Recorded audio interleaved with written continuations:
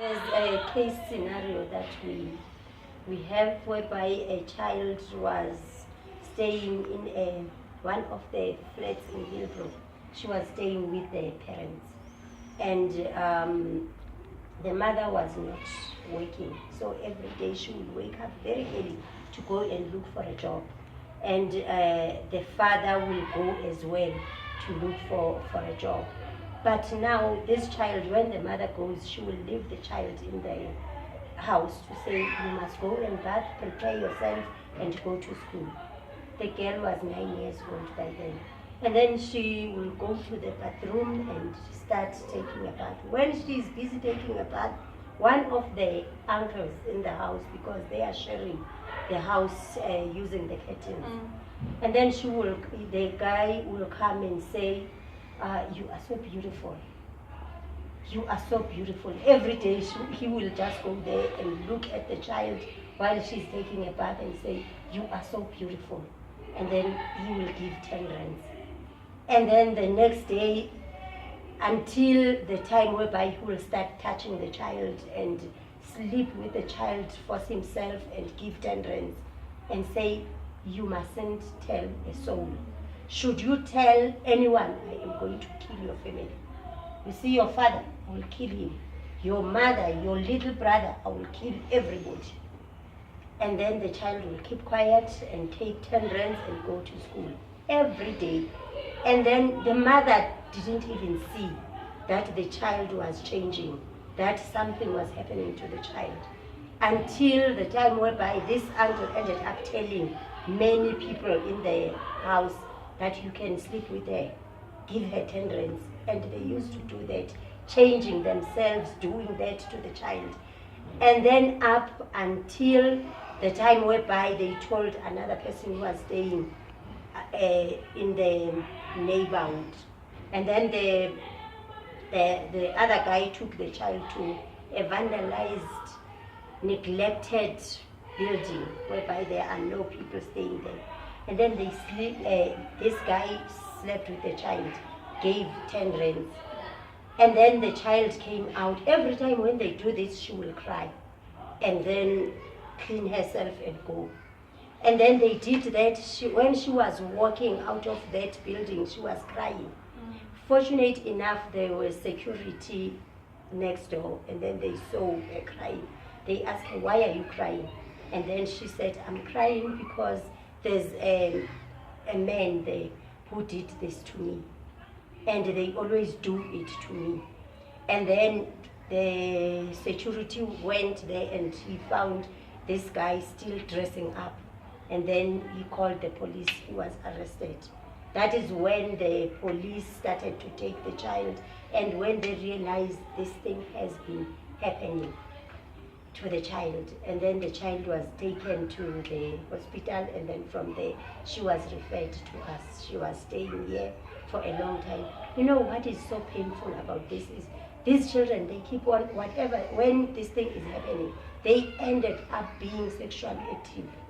When you try to assist, the child is active because the abuse has been happening. It has been happening, you know, every now and then. So that is why I feel we deserve to be assisted. Just to hear. We did a family reunification because the family now, the mother is employed and the father is employed as well.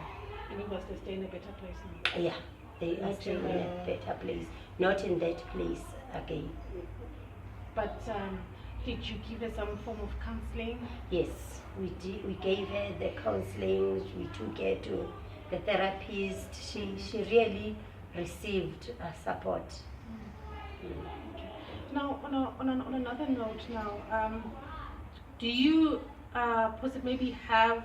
Does the Department of Health maybe come here just to check on the girls, or someone to just to teach the girls how to behave? Like, I mean, you know, as a girl, there's certain things that you have to do, like, you know, when you go through your menstruation, how to clean yourself and all those things. Or do the mamas do the teaching, or does someone come? We have social workers. We work with different organizations we refer our children in most cases. We also do that. I do counseling, and the social workers, we work with fourth year social work students from UJ, from VETS, from UNISA. So they assist us a lot. Yeah, we also work with another organization in backgrounds, whereby they get support. We also work with Excellent Clinic. We have people who always come here and assist our teenagers with education. Do we have any, maybe some of the girls, since you started in 2005, I'm sure some of them don't stay here anymore, any success stories, what they've become? We have success stories. One of the girls she completed her matric, and our exit plan, because after 18 they need to move out. Social development doesn't fund us, but they still give us rules that after this is what we are expecting from you. So we always try to do it right, so that when they come, at least we are used to the way they want things to happen. After 18 they have to move out, but what we try to, only if when the child is still doing matric, 18 and over but still doing matric, so we keep them until when they finish their matric. But then after matric, we work with different companies. We approach different people to assist us, so that our children go to the universities, to the colleges. We do have a number of girls who've passed matric, about 6 of them. They are working and they are staying, they are able to pay rent, and then they are staying where they are in different places. And we need support, because we don't want them to pass matric and then that's it. At least if they can be exposed to the university level as well, it's a good thing. So we also have those who have managed to go to the university because they have received sponsorship to continue with their education. One is now employed. She did payroll and then she is employed. She has got her own place to stay, and she even bought a car.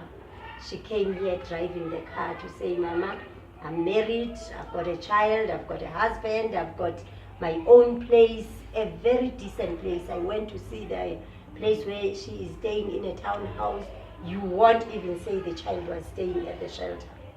So it's one good thing that always keep me going. Every day I said, I don't care, even if I can save one life, at least I know that I've done something.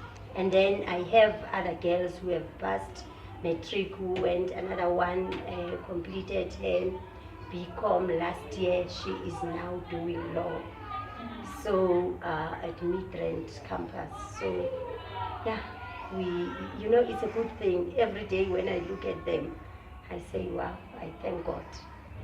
I thank God. You for taking care of them. I always, and the mamas, obviously, yes, they are doing a very good job. They are doing a very good job. I was telling the girls, working with teenagers is not easy. It doesn't matter where they come from. Teenagers will always be teenagers. They always want to try something. They even forget where they come from. I always tell the mamas that, these are children. Let us understand that they are children. So when we deal with them, I will always tell the mothers that, guys, understand, these are children. You are mothers, you've got your own children, you know how they are. Don't expect that these children will be different.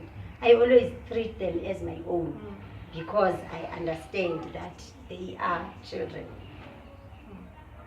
So it is not easy to deal with them. It is not easy at all. But that's the same thing with every child. Yeah. The child only needs love and guidance.